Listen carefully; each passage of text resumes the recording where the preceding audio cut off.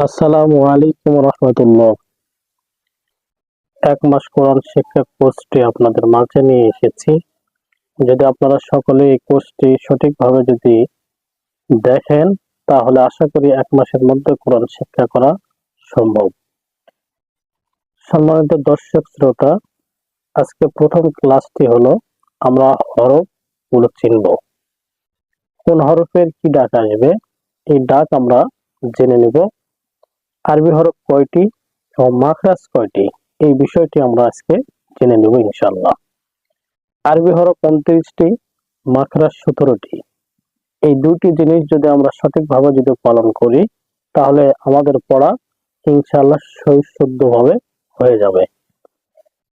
প্রত্যেকটা হরফের ডাক আলাদা ভাবে আসে।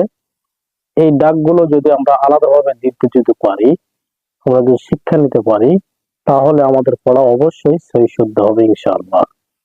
যেরকম আমরা আলিফ শব্দটি উচ্চারণ করি, এটা শুধু আলিফ হবে না, এখানে বাতাসটা বের হবে, তাহলে সহিভাবে ডাকটা আমাদের বের হয়ে আসবে।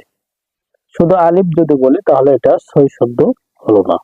তা সহিশুদ্ধ হয়ে প্রত্যেকটা হরফের ডাক আমরা দিব এবং হরফগুলো আমরা চিহ্নিত করব কোন হরফটি কিভাবে ডাক আসে।